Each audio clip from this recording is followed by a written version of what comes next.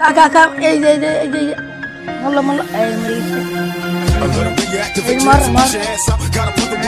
এই যে মার হেইস মেরে দিলা।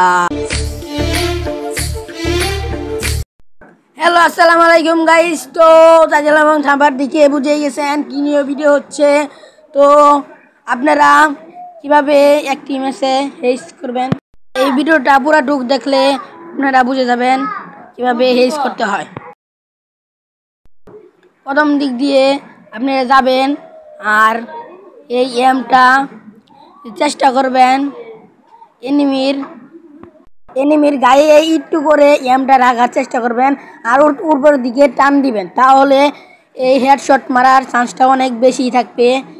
দেখছেন আমি কিভাবে হেজ করার চেষ্টা করতেছি, কিন্তু মোমেন্টটা একটু অনেক দরকারি।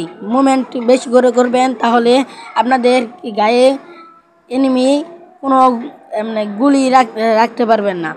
আর এমের তো দূরের কথা, সামনের দিকে দেখেন ওদিকে চাই আসিল এনিমি, কিন্তু আমি একটু কেঁচা মারলাম, হেজ করে ফেললাম। তো এভাবে আপনারা চেষ্টা করবেন। আর দ্বিতীয়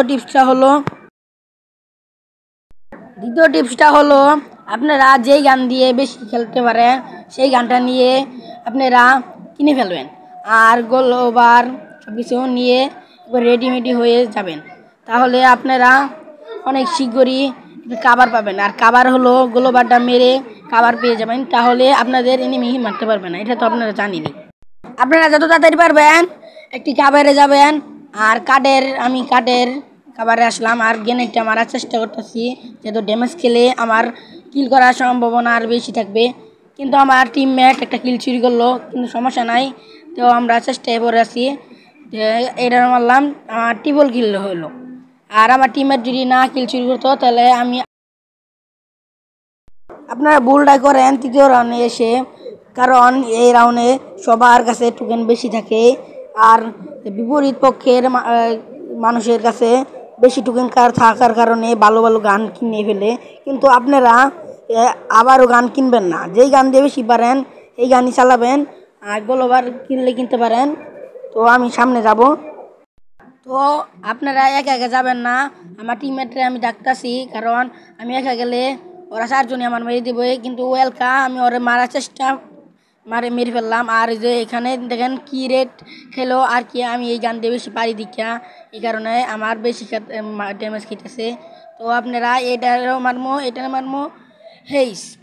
দেখতে তো পারলেন আমি আবারও হেইস করে ফেললাম, কারণ এইখানে আমার টিমমেটেরও হাত আছে, কারণ তারা অনেক ব্যাকআপ দিছে, এই কারণে আমি হেইস করতে পারলাম।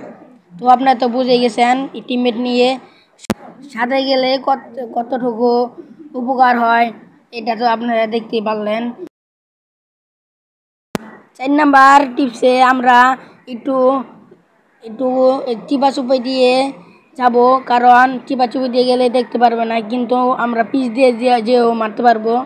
কিন্তু আমি পিচ দিয়ে গেলাম না, ওই জায়গায় দেখেন আসতেছে, দেখেন আমি গোলবারটা মারলাম আর ওরা আমাকে মারতে চেষ্টা করছে, কিন্তু আমি একা একা আসলাম দিকে এনিমি সুযোগ পেয়ে গেছে, এই কারণে আমাকে মারার চেষ্টা করছে, কিন্তু আমার প্রায় মেরেই ফেলছিল। আর আমার টিমমেটরা আসার পর তারা অ্যালার্ট হয়ে গেছে, এই কারণে আমি একটু ওই জায়গা থেকে বেরিয়ে আসলাম। আর কেলিকে আমি দেখেন এই যে দেখছেন মেরে ফেললাম ওকেও। আর আমার টিমমেট তো অনেক সুন্দরভাবে আর কাবার দিল। আমার টিমমেটরা যদি না থাকতো আমি কিছুই না। তারা তো বুঝছেন টিমমেটের সাথে সবসময় থাকবেন আর বুইয়া করবেন। তো আপনারা টিমমেটের কাছে থাকলে এরকম বুইয়া আপনাদের কাছে কিছুই না। ভালো থাকবেন, সুস্থ থাকবেন ইনশাআল্লাহ।